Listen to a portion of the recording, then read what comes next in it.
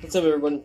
Today I wanted to demonstrate basically a little kind of tutorial and demonstration of how Peter Hook plays his bass guitar because I see a lot of comments like covers of like Joy Division and New Order songs and stuff where people are either very far off and playing like single notes at a time. Like I've seen people play 24 hours, like which is obviously very wrong.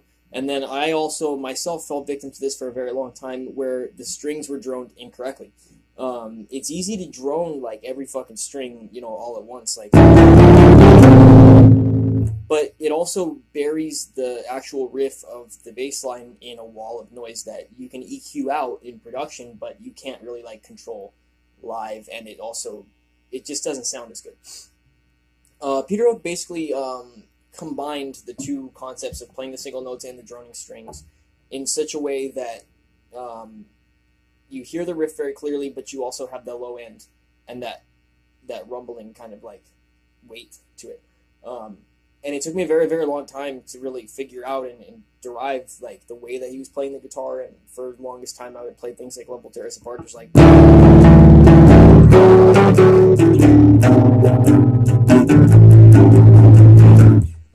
But that's also not really correct, though it does sound good.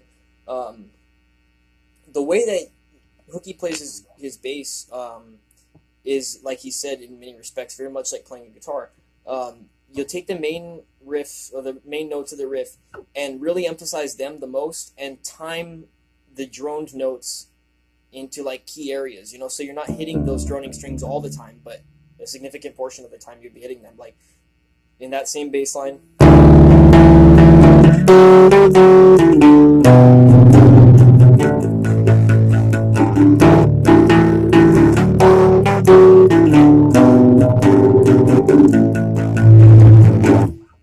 Where you still have that low rumbling drone, and I hope that the phone doesn't pick this up in a really, really shitty way, but I'll watch it back and see.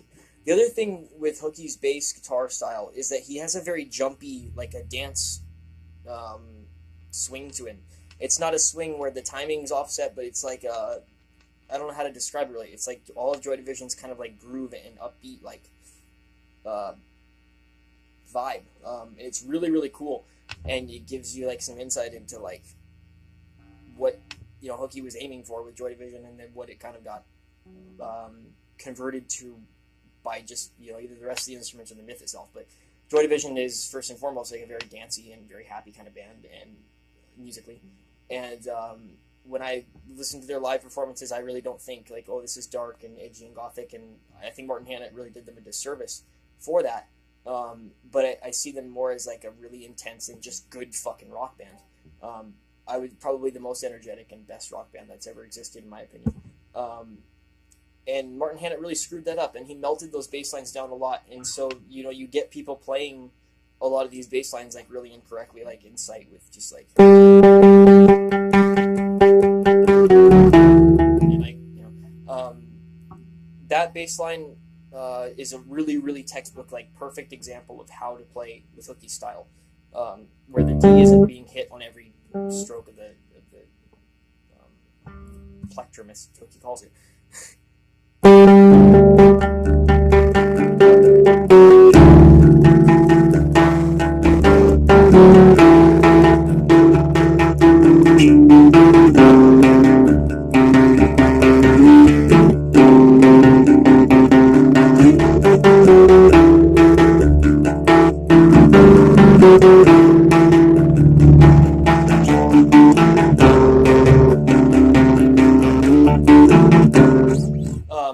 And I almost forgot to mention this, but playing that reminded me of it.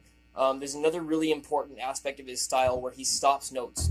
This is really evident in Transmission, the live performance they did on something else, in like September of '79 or something, where Hooky's bass line for Transmission's like.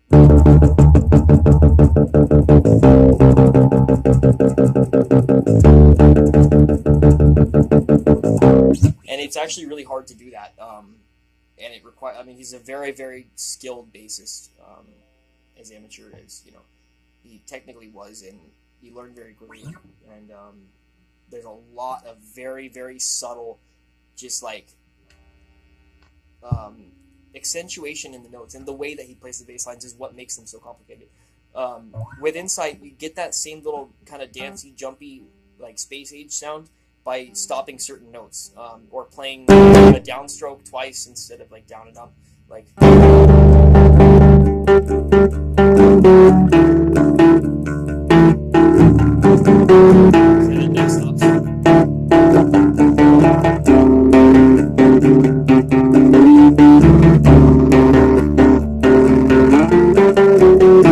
For a really good example of like really being able to hear Hookie's bass guitar, the Paradiso gig that Joy Division did on January 18th or January 11th of 1980 or something. I believe it's the 11th, and they played FNR on the 18th. You get a very, very, very well EQ'd bass line, bass track, and that production for that Paradiso unremastered that's uploaded on YouTube is actually far better than Unknown Pleasures and Closer or anything, and it's how I would have liked to hear those albums, but of course Martin Hammond has it, or had his ideas. She's Lost Control is a very good example of that, kind of like.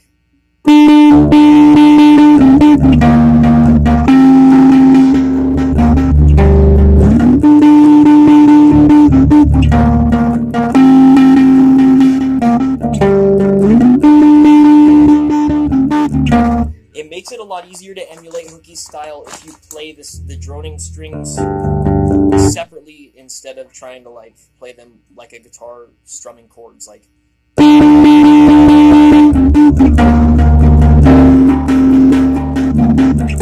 While both are technically correctly the bass line, the voicings and the way that the notes are played is what gives them the Hookie sound.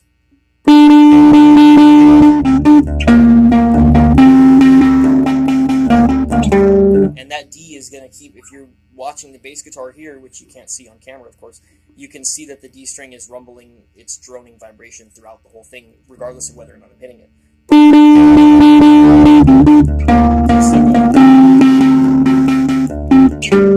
And you can control like the intensity with which that string rumbles. Or something like Disorder, where the same note is played, but using an open string is actually really cool too. And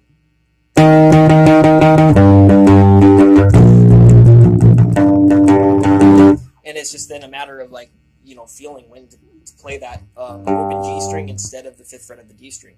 But technically they're the same note, they just give a different sound to it.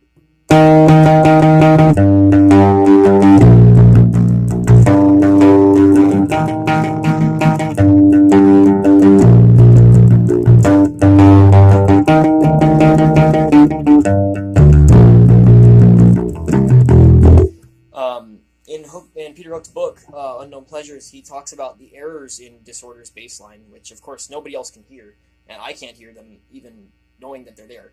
But I know what he's talking about. He says that he strikes the D string with his plectrum when he shouldn't, and it's on that first note of the measure, I believe. Like.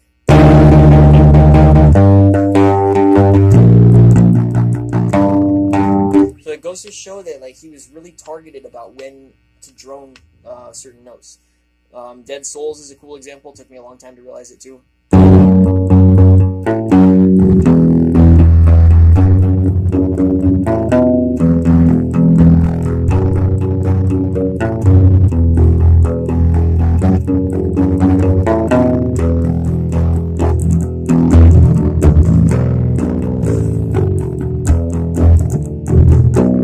The up and down stroking is the most important part, really.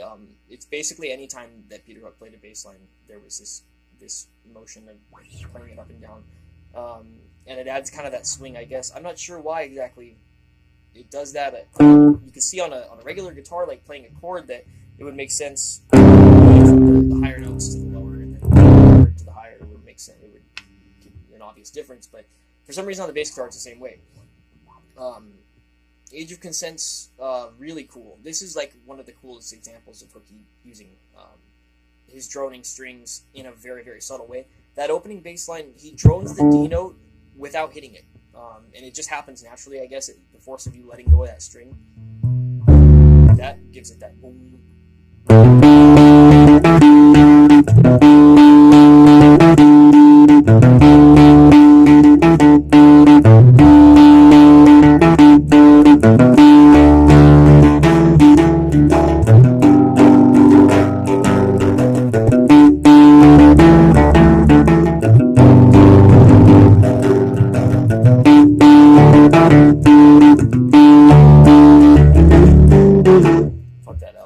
was just kind of racing through it.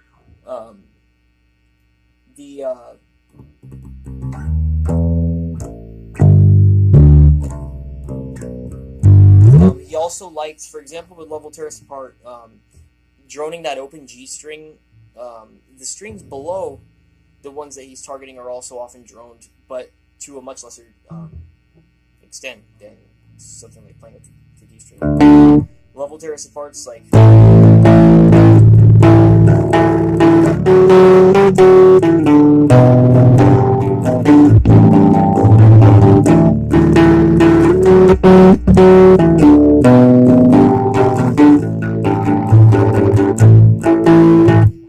He also would very, very rarely spare a chance to play every single fucking octave that he could at a time. A good example, like, is at the ending of Level Terrace Apart. There's 3 D notes happening there. I believe, and I could be wrong about this, the first 2 measures of that outro is only that octave and then the open D string. But then it proceeds to add its low end intensity by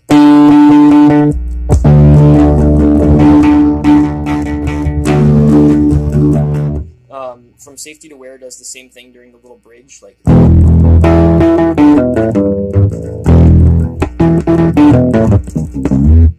fucking thing's cutting out. Shitty cables.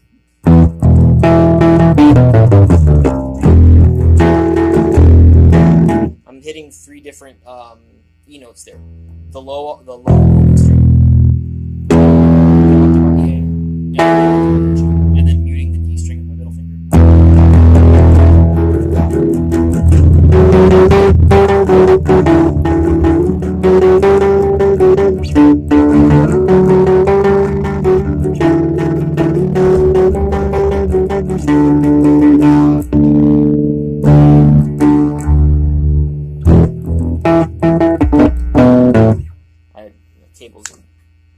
Cables have a long-standing rivalry. Of course, there were a lot of things where he would just simply play single notes, but they do stand out, and it's very obvious. Auto suggestions. It has kind of this like flat sound where you're not getting that full, like beautifully full bass guitar.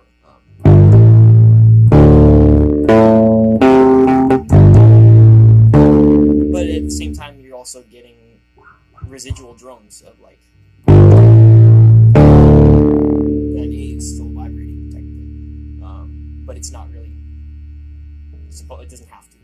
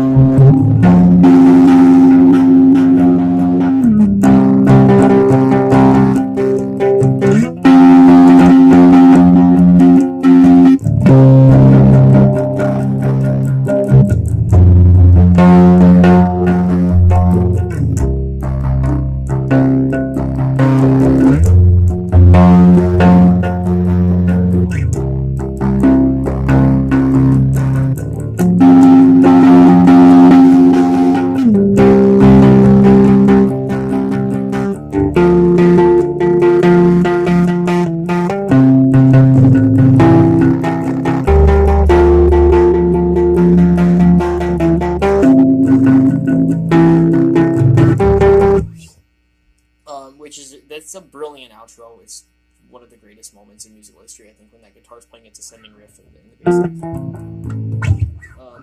These Days does it too.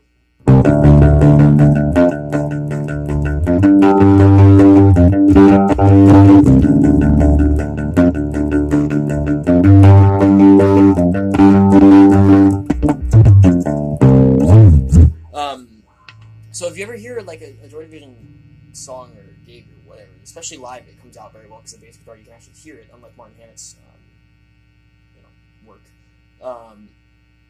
And you hear kind of like this weird like a crunching kind of sound to the bass, like it sounds more full than it should with a single note. So what's happening there is that there's some kind of droning happening, or like some kind of note duplication, like with isolation, that high part of the.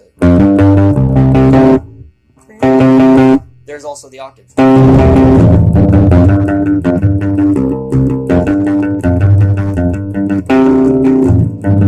It's very subtle.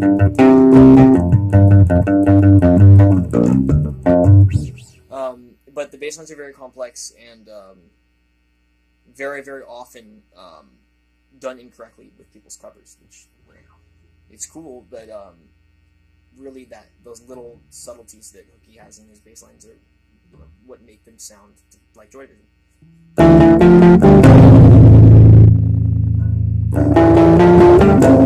The other thing is to hit the bass strings hard. And I mean, you necessarily don't want to do this like at all times, because you lose some dynamics and you lose some kind of like precision when you do that. But Hooky did do that too. Some things are hard, some songs